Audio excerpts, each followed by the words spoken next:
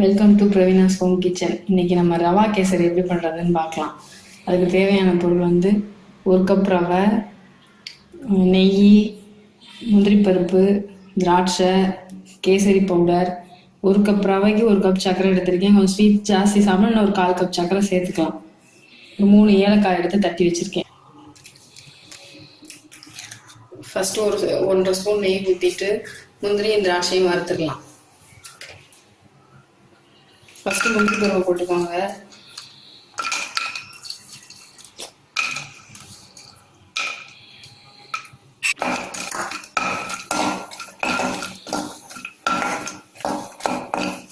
முந்திரி பருப்பு லேசாக வறுபட்டதும் இப்போ திராட்சையை சேர்த்துடலாம்.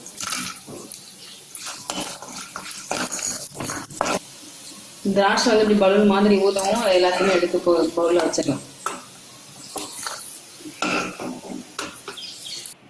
இப்போ மிச்சம் இருக்க நெய்யோட இன்னும் ஒரு ஸ்பூன் நெய் ஊற்றி நம்ம ரவையை வறுத்துடலாம்.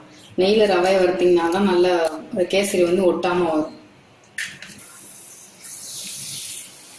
ரவையை வறுக்கும்போது அடுப்பை மீடியம் ஹீட்டில் வச்சுக்கோங்க.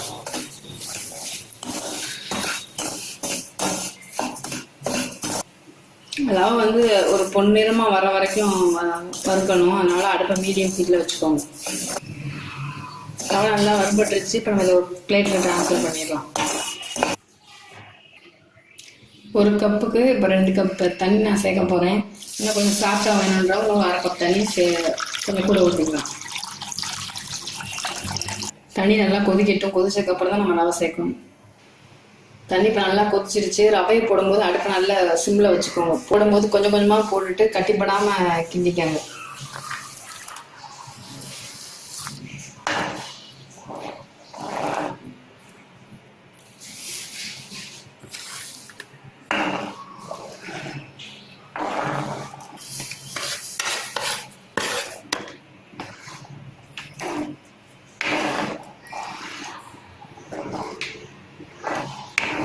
ரவையை போட்டதும் ஒரு நிமிஷத்தில் கேசரி பவுடர் சேர்த்துடலாம்.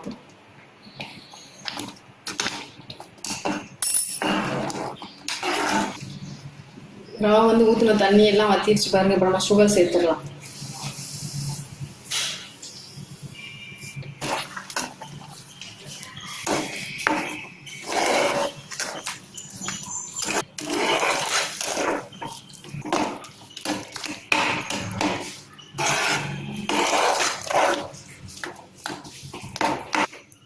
தட்டி வச்சிருக்க ஏலக்காய் சேர்த்துடலாம்.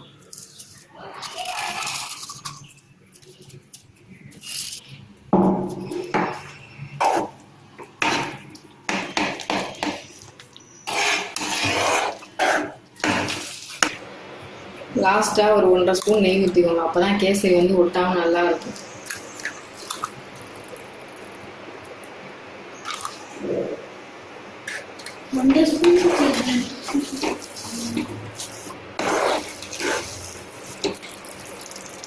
நம்ம வறுத்து வச்சுருக்க முந்திரி பருப்பும் திராட்சையும் சேர்த்துக்கலாம். சேர்த்துட்டு நல்லா மிக்ஸ் பண்ணி விட்டுருவோம். கேசரி ரெடி ஆயிடுச்சு. இப்போ அடுப்பு ஆஃப் பண்ணிடலாம். இந்த வீடியோ உங்களுக்கு பிடிச்சிருந்துச்சுன்னா லைக் பண்ணுங்கள், ஷேர் பண்ணுங்கள், சப்ஸ்கிரைப் பண்ணுங்கள். தேங்க்யூ.